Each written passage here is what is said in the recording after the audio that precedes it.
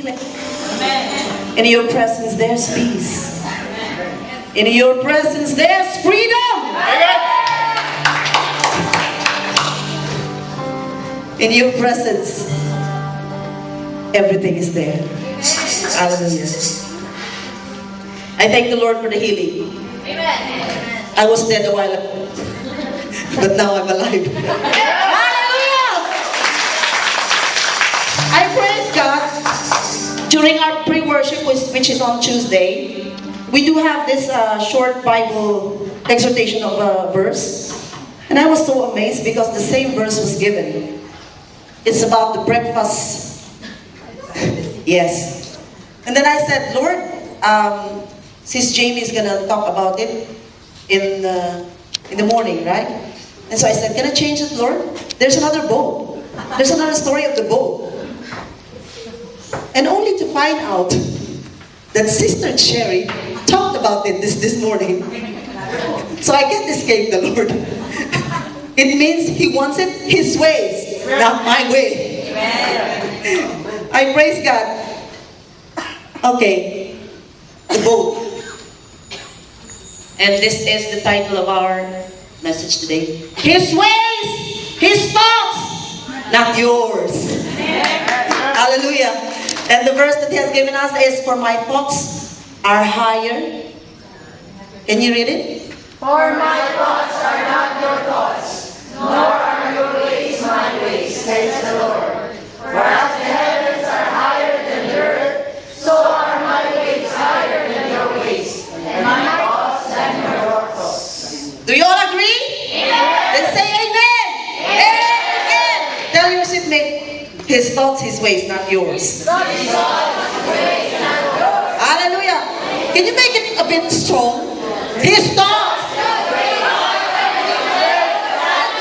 Okay, shake them a bit. Not yours. Hallelujah. Praise God. Because sometimes we need shaking. Why? Because sometimes we keep on insisting on our ways, when it should be the ways and the thoughts of the Lord. Hallelujah. Our God is our maker. Do you agree? Amen. Okay. He said to Jeremiah, before I formed you in the womb, before He even formed us in the womb, He knew us. I knew you. Before you were born, I sanctified you. I ordained you a prophet to the nations. When I didn't understand it yet, when I didn't have the Lord in me, I just have the Lord with me, not in me. Okay? I wasn't really understanding the Bible, the Holy Bible, this way that I understand it now. And I always thought, how come the preacher is telling me that God is telling me this also when He's talking about Jeremiah? I felt like if it's only for Jeremiah, it's only for Jeremiah, it's not for me. But then I realized these people in the Bible are the same like us. So whatever the Lord is telling them, He's also telling us. He's the same yesterday, today, and forever. And He never changed. So He's telling us this one also. Another proof. David, you made all, look at this. You made all the delicate inner parts of my body and knit me together in my mother's womb. All the delicate parts of our inner and even the outside. He was the one who made it. And He knitted us together in our mother's womb. Another one, once again from David. For I am fearfully and wonderfully made. I will praise you, for I am fearfully and wonderfully made. Marvelous are your works, and that my soul knows very well. I thought it is saying God was so afraid when He made you. Actually, what it meant was, there was much respect from the side of the Lord when He was making us, when He created us. Much respect. And what do? We complain about our nose. We complain about our size. We complain about our heights. We complain about our colors. We complain about the freckles on our faces. But what is it saying? It was the Lord who made us. He is our maker. How dare us to question and complain. Are we better than the Lord? No. I was about to say something, but never mind. Okay. He is the creator of things seen and unseen. Seen and unseen. And how about us? We have limitations in what we see. We have limitations in what we feel, what we hear, in our judgment. Because why? We do not see the whole picture. We do not see the bigger picture of all of this. Only God knows about it because it was His great plan.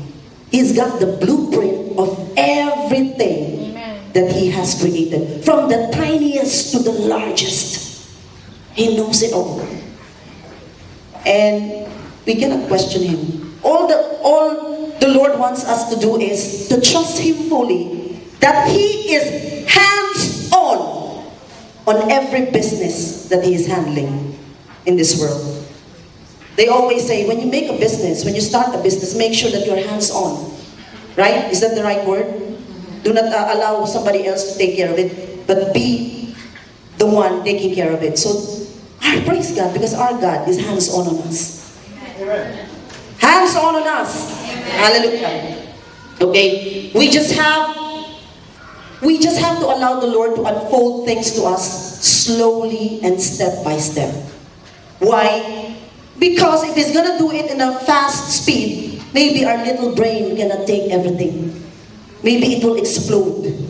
That's why there are things that are only for the Lord, and there are things that He can share to us. Because He knows that we got limitations, and we got limitations for a reason. Because if we don't have limitations, then we are God. Right? So be thankful that we have limitations because it has a good reason why. And the Lord knows better. Definitely, He is taking care of us. He doesn't want us to be harmed. We might be very boastful, self-sufficient, and we might forget Him and say, I don't need you because I'm all-knowing also. So, let's not question the Lord on things like that. Alright, please read. This is our verse. This is the scripture, the story. 1, 2, go. Now Jesus was standing by the lake of Gennesaret, and the crowd was pressing around Him to hear the word of God. He saw 2 boats by the lake. The fishermen had gotten out of them, and they were washing their nets. He got into one of the boats, which was Simon's, and asked him to walk out a little way from the shore. Then Jesus sat down and taught the crowd from the boat. Hallelujah. In Luke 5, if you're going to go over it, not now, the Lord has been doing a lot of miracles. As usual, healing and casting out demons, and a lot of miracles, signs and wonders. And so, that's the reason why the people are pressing around Him to hear the word of God. Picture this out. The people are pressing around Him. Imagine this scenario. Okay, people trying to get close to Him. And these people, each one has different intentions. Because it says in Luke 4, people were amazed because He spoke with authority. So the people came back to see Him again because they felt comfort in His word. They received wisdom that they haven't received before. Because that's the way the Lord speaks. There's much power and authority. There's comfort. And there's wisdom that we cannot get from this world. So, they came back, and let's see, probably others, they came back because they wanted to receive healing. They've probably gone to a lot of doctors, a lot of physicians, or they call that healers, and none has given them the healing. That's why they probably came to Jesus. Or some of them were just curious. From the word of mouth, they heard, oh, he's doing this, he's doing that, let's go and see him. Or some were, there could be so many reasons why these people came. But not all of them are after a relationship with the Lord. Most of them only wanted the miracles and the benefits that they will get from Him. Okay? So,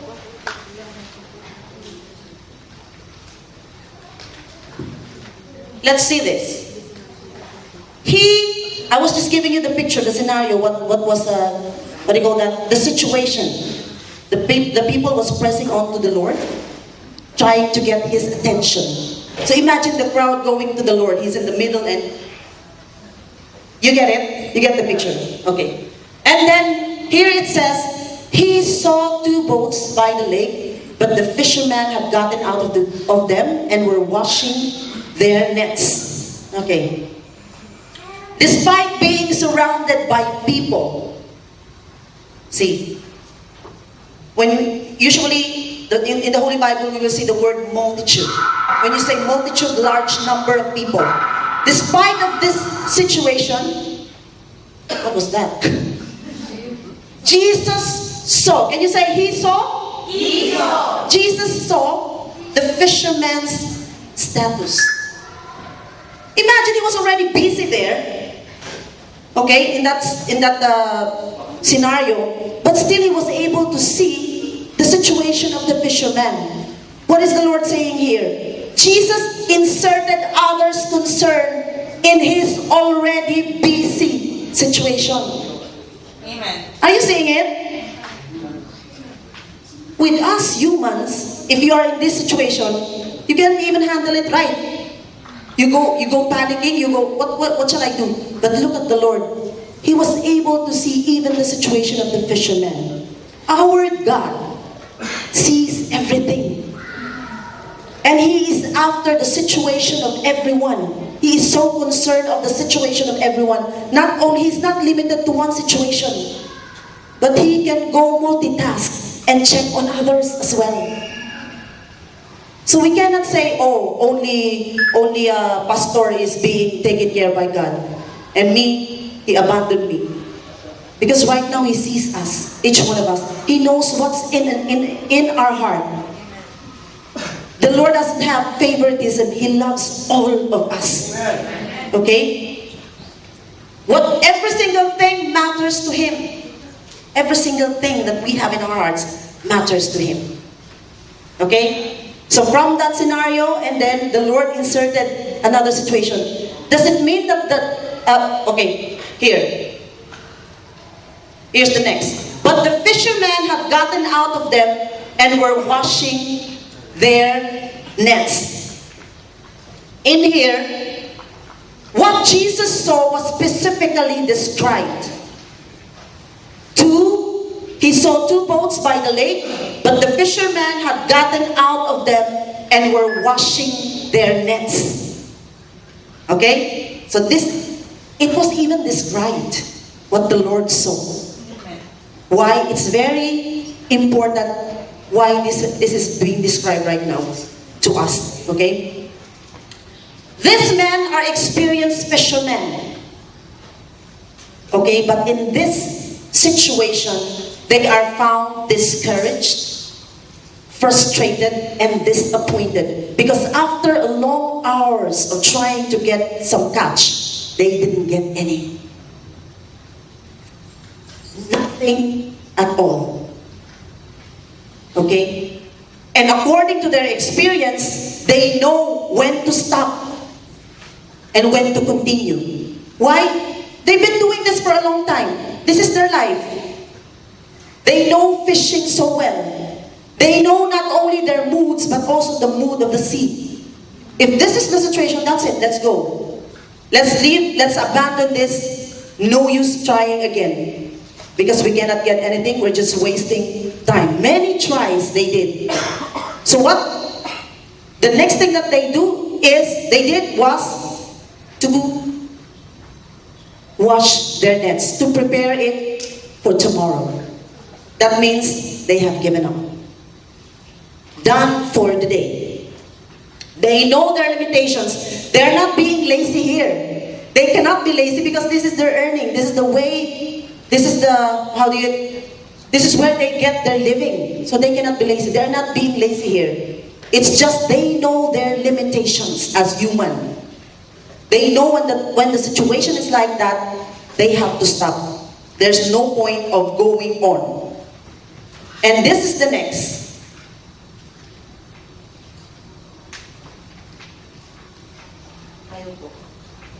he got into one of the boats, which was Simon's. This is what the Lord is telling us. Jesus took a step away from the crowd. Did the Lord wanted to ignore the people and prioritize Simon's situation? He did not. He actually found a better way to accommodate everyone's needs. Are you getting it? He didn't abandon the people. He stepped away, went to Simon's, because this is what he's going to do. He used someone's disappointment to be very useful for his purpose. In that place was a disappointment for Simon and the rest of the fishermen. But for the Lord, it is very useful. What he did, he said, he asked him to put out a little way from the shore. Then Jesus sat down and taught the crowds from the boat. I was asking the Lord, why did you have to ask him to do that? He wanted to be away so that the people will not... This is what I got impressed in my heart. If he remains in that place, people might stop him. And some people might not see him clearly, only the one in front. But the Lord used the boat as pulpit so that everyone can see him and can hear him. Once again, the Lord is trying to bring people to a place where they will not be harmed. Did you see it? Okay. I didn't see it. All right. Okay. The Lord chose Simon's boat. He used it as a tool to demonstrate how something negative can be turned into something good.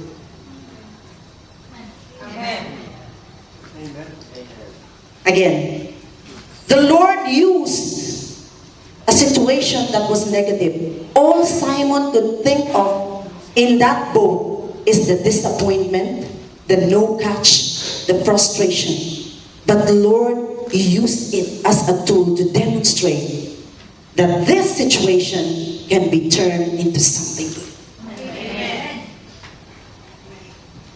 Do you have situations like that? Amen. That the Lord has used for others to be ministered? What does this boat symbolizes for us in our time? This could be the moment of our lives where there are failures. This could be the aspect of our lives where there is weakness.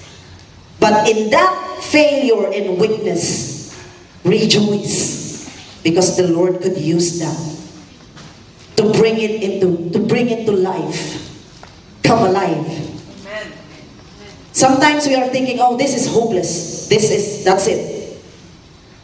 I'm done with this. But that very situation you have, the Lord will use it for His glory and for your benefit. Are you all right? Amen. Okay. He got into the boat. Let's go back here. He got into the boat. He positioned His presence in the negative spot. It was a negative area, but God positioned, Jesus positioned Himself there. His presence in that spot. A God we serve, a God who is highly exalted by angels and saints, wants to come into our situation.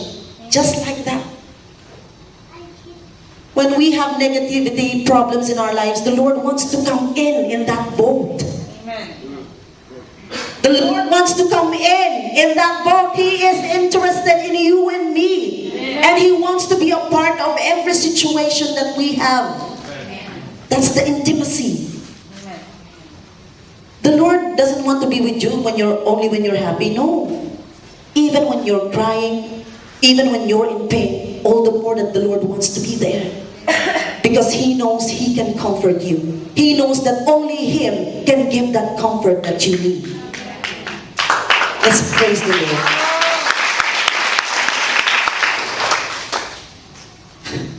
This God, He Himself went into the situation. I have read this. I will not mention the religion. In this religion,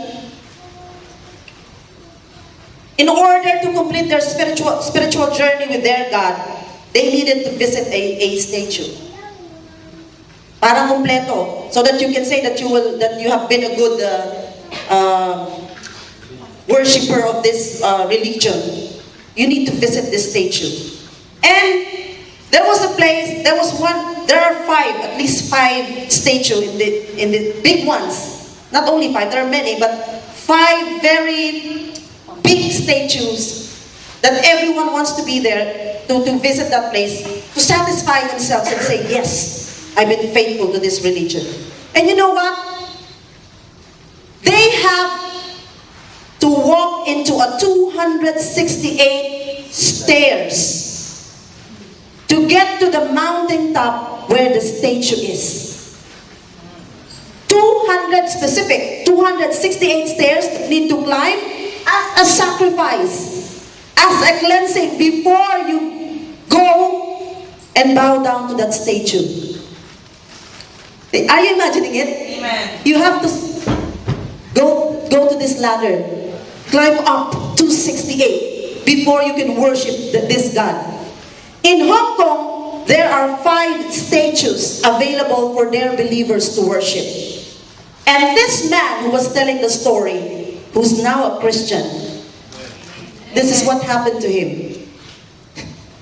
After climbing 268 stairs, finally he was on the top and he was so happy because finally he will bow down to the statue.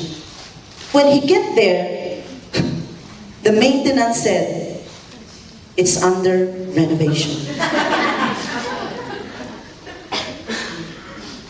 Wait, we will call the other, how do you say, temple. We will call the other temple. Which one is available? You can go there. And this man is coming from another country. He flew to this place just to be in that temple.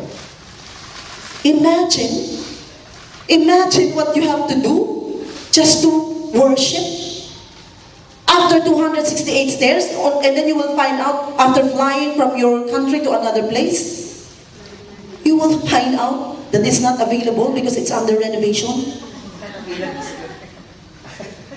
What a deception.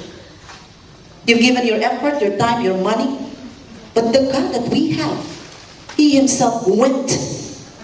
He came from heaven down here to join us, to be with us, to be in us.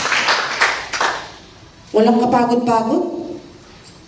He doesn't want us to be tired, going 268 stairs. I was laughing, inside my heart. But praise God, because this pastor, evangelist actually, spoke about this truth. And I could see in his face the freedom. Amen. Freedom from this slavery. The joy in his face, knowing the truth and receiving real freedom and experiencing real worship in spirit and in truth. Hallelujah. Now next, he asked him, the Lord said, he asked him to put out a little way the shore. The Lord requested this. Okay, so what does the Lord is telling us right now? There are times the Lord would ask you in your boat, in whatever situation you're having, may I step into your boat? And you're having a problem, you're crying, and the Lord is asking you, in your spirit, is telling you, may I step into that boat, into your boat? Can I have a look at your situation? Because the Lord is not going to push Himself. We have free will. Amen. We have free will. Amen. Sometimes the Lord would suggest something. Do this, it would work. It will work. When this happened to us, let's declare that we will not ignore it. When He says, may I step into that boat. And may I help you with your situation.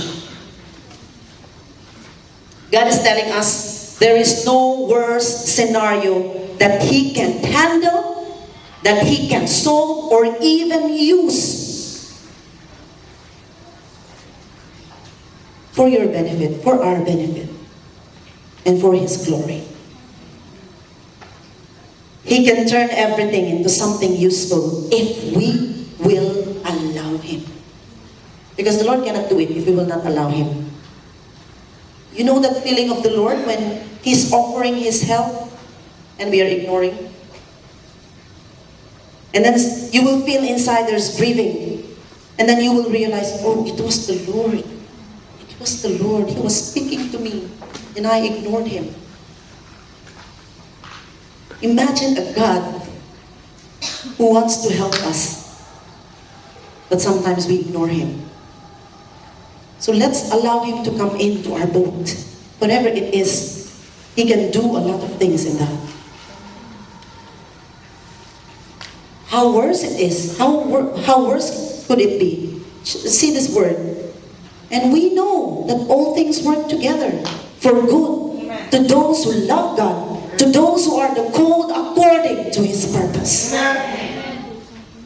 All things work together for good. What does it mean, work together for good? All things. Okay, it means all things, bad, good. Okay, bad and good. How does it work together? Okay, you are the one who keep on shouting to this person. Yeah, you're no good, you're stupid, you're this and that. And that other person has the chance to be patient. That other person is learning to be strong in endurance. So where's the good in that? There's good because this person is, what they call it, excelling in patience, excelling in endurance. And later on, just like one brother here, later on, because he was very patient to his boss, the boss saw how he was with him. The boss said, I've been shouting to this man, but he never retaliated. He never said anything negative back to me. And what he said to this man, you know what? When I get my own business, I'm going to take you with me. Now, these things work together for good. So everything that would happen in our life, whether negative or positive, the negative is more, it will all work together for good. Because that's what the Lord said. There's always something good behind it. There's always a purpose why it's there. The Lord doesn't want to harm us. That's His promise. But with these negative things, He is teaching us something. And in the end, we will learn and we will be strong in facing whatever it is the world will present to us. Those who love God, all things work together for good. The Lord loves us. Those, we love God. Amen. And those who are called. Are you called? Amen. Yes, we are all called.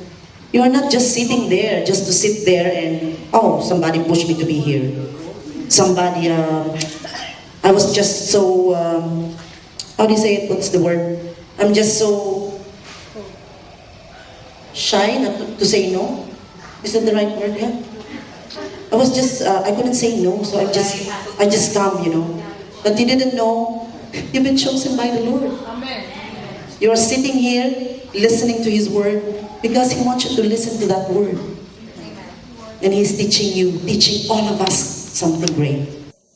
And what is His purpose?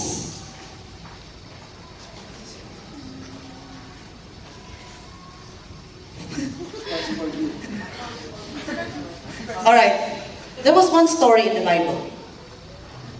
Jesus heals a man born blind. As Jesus was walking along, He saw a man who had been blind from birth.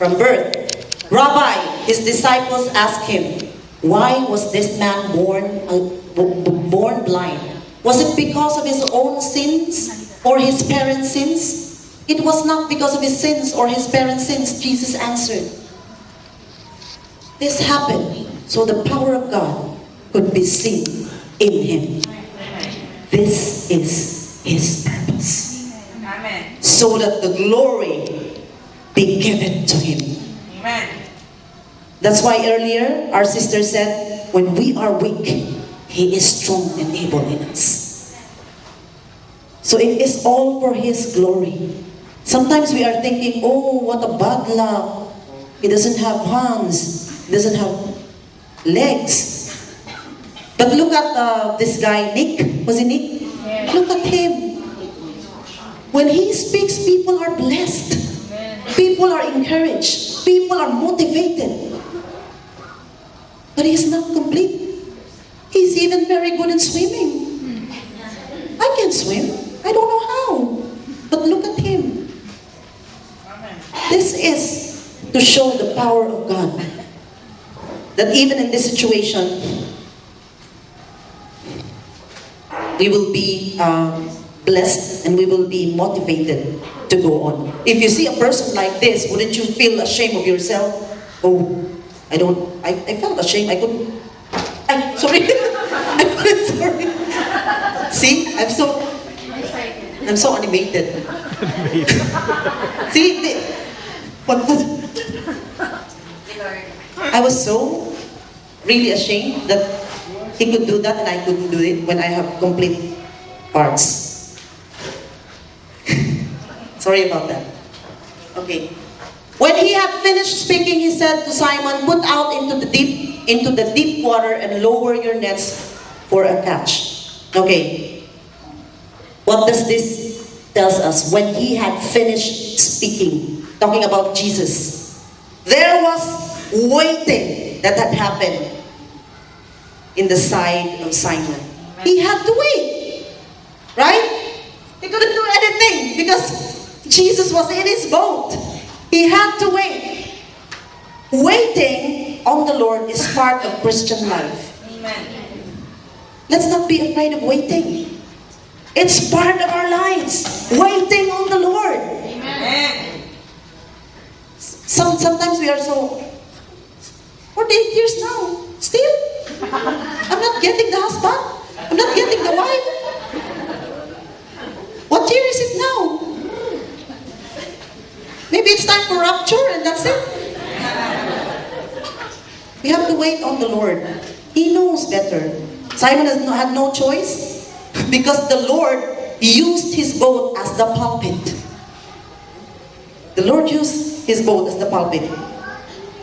So Jesus knew that there would be a crowd. Imagine if Simon was able to be successful in catching fish. Then his boat will not be available. See? Perfect timing, perfect situation. Everything is perfect when it is the Lord. Rejoice. Let's rejoice when it is our problem that the Lord would choose. Amen. Lord, use my problem, use my circumstance right now. Come into my boat. I'll wait. Even how long? As long as I have your presence in this boat. Amen. Do you see it? It's wonderful. There's always bright side in every bad situation. Sometimes our weakness, our problems are divine setup. Again and again, the Lord is telling us this because I believe this is our situation right now. Amen. We have so many issues right now.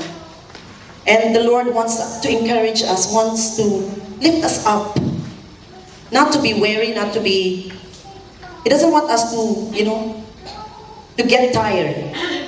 He always wants us to be comforted by His love. It says here, please read. He said to me, my grace is sufficient for you, for my strength is made perfect in weakness. Therefore, most gladly, I would rather boast in my infirmities, that the power of Christ may rest upon me. My grace is sufficient for you, for my strength is made perfect in weakness. Therefore, most gladly, I will rather boast in my infirmities, that the power of Christ may rest upon me. Amen. The fullness of God's power will clearly manifest when we are weak. You know you did not prepare. You know you did not give much effort, but then the boss was so satisfied with your report. The boss said, "Wow, what was that? Awesome. Awesome presentation. But you know you did not prepare. You took it lightly." That was the power of God in you. And you thought, because I'm really good, you know. Even I don't prepare, I'm good. This is me, I'm good. But that's not us. It was the Lord. The reason why you are in that company, the reason why the boss liked you, because the Lord has showered you with every talent and skills. It was all Him, not us. And we are so boastful before. It was the Lord who's strengthening us. Even sometimes, when even us, the ones standing for the Lord, sometimes we know that we are not enough. But when we stand here, you will be amazed. Oh, really? I did that? Wow, that was the Lord. It was not me. His grace is sufficient and made perfect in our weakness. That's why Paul is saying here, in a way, he's saying here, he'd rather rejoice when he's weak. Because he knows when he's weak, the power of God will be highlighted in his life. The ability of the Lord will be shown. And what else did we see here? The Lord is a rewarder. Put out into the deep water and lower your nets. Where am I? Okay. The Lord is a rewarder. Since Simon allowed his boat to be used and he waited, and because of his humility, you know, waiting is an indication that you are humble. Amen. When you do not know how to wait, when we do not know how to wait, that's it. I can't wait no longer. Forget about it. That's pride. But when you keep on waiting, that's humility. And after that, you will get a reward because God is a rewarder. Okay? Put out. Jesus commanded Simon to lower the net. Okay. If it's all about showing off, if Jesus just wanted to show off, this will not be his move. His move will be fish, get into the boat. Right? He's all powerful. Is that impossible? He can do that. He's the same God who said to the storm, "Be still." So he can do that. The Lord is not about show off. Because it will be a show off. Fish, get into the boat. But the Lord said, "Put into the deep water and lower your nets for a catch." What is this saying? In the Holy Bible, there are so many promises made available for believers. But He didn't put it in our palm. He put it within our reach. He doesn't want to spoil us. He's not teaching us to be lazy. There should be a move. We are His partners. You can't be a partner just sitting there. Do everything. Okay, do your thing. You can. When you are a partner, come on, Lord, let's go. What am I gonna do, Lord? What's my move this time? Okay, that's your part, Lord. This is my part. Okay, let's go. See? The Lord is He disciplines us. There's a process, there's a participation, and in this one, this is an actual training for Simon. And first-hand demonstration of Jesus to tell him, this is how you do it. Because later on, you will not be fishing fish anymore, but you will be fishing men.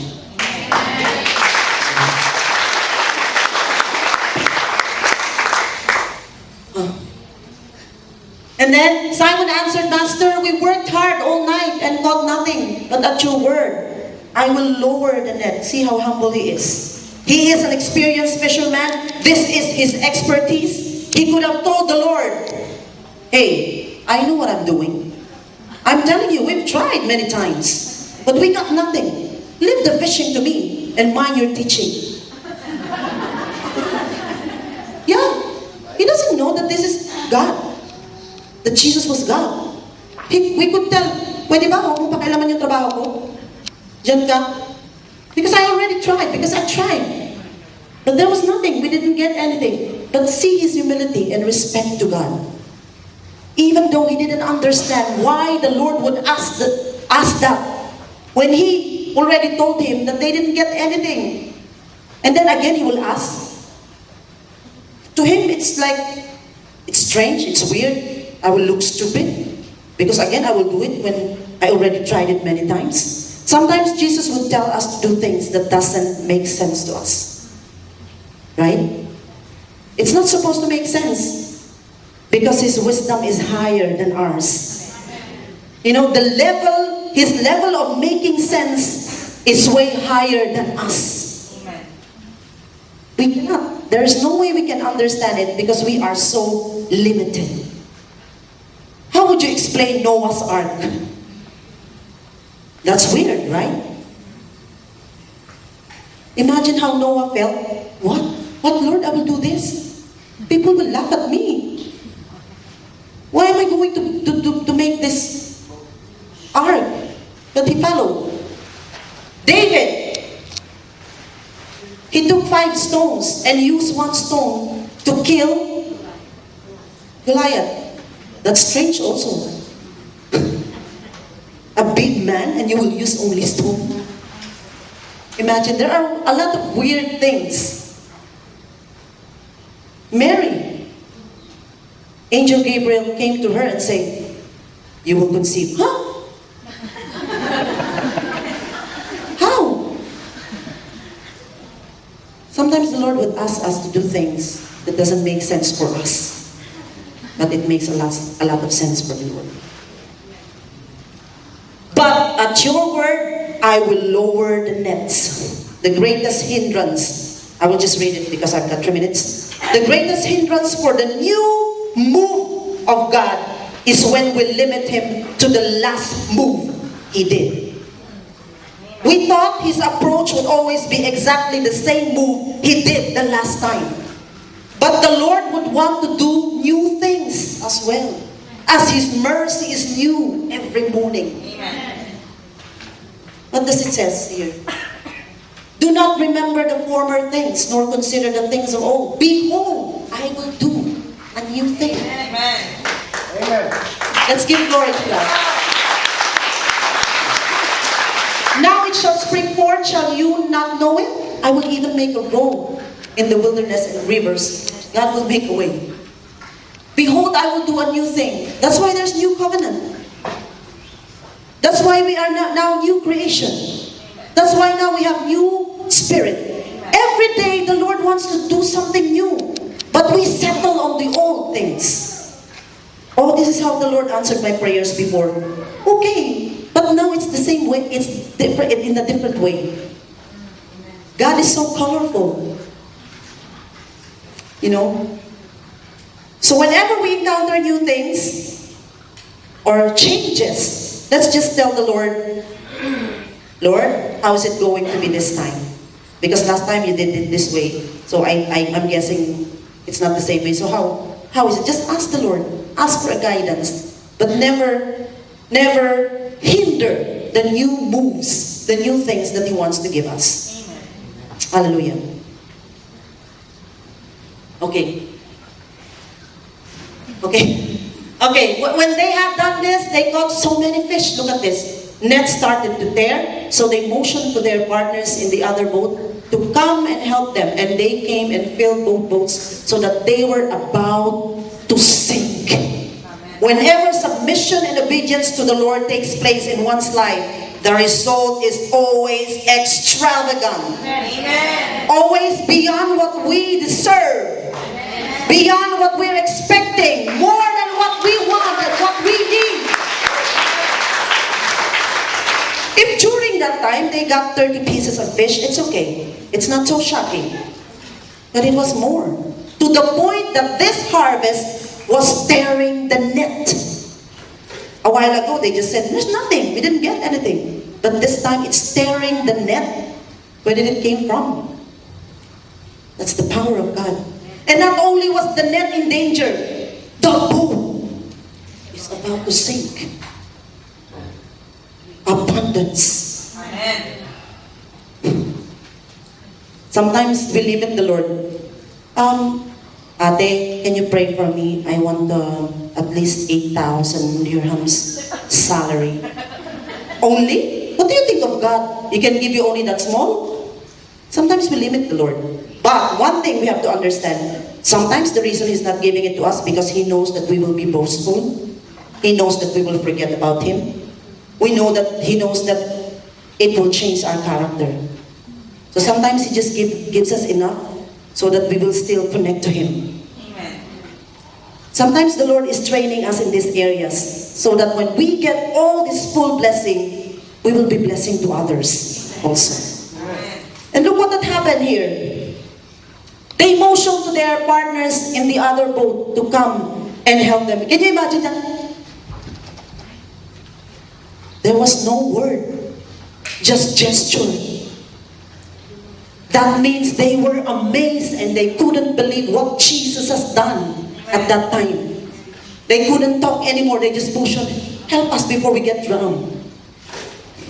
Can you just imagine their surprise from getting nothing to overflowing? Catch. This is when we are obedient to the Lord. Hallelujah. Let's fully trust Him. Let's not doubt that He is at work in our lives. Look at this. David said, you keep track of all my sorrows. You have collected all my tears in your bottle. You have recorded each one in your book. The Lord sees your situation in life. But all He's asking us right now is this. Those who trust their own insight are foolish, but anyone who walks in wisdom is saved. Amen. This is the wisdom of the Lord. Let's not rely on our own understanding. It says here also, if you need wisdom, ask our generous God and He will give it to you. He will not rebuke you for asking. If in a situation you don't know what to do, ask the Lord for wisdom. He will never say no to you. Amen. He will support you. He will support us because this is what He wants. That we be aligned to His will and to His desire. Amen. And I'm going to end up in this. For God is working in you, giving you the desire and the power to do what pleases Him. Amen. Working in us, giving us the desire and the power to do what pleases Him. His ways, His thoughts, not ours. Because when it is His ways, when it is His thoughts, it's all for His glory. Amen. When it is our way, when it is our thoughts, it will be for our glory. And we cannot take the glory from God. Amen. Glory, praise, honor belongs only to Him. Did we get something? Amen. Hallelujah. Let's all stand. Praise God.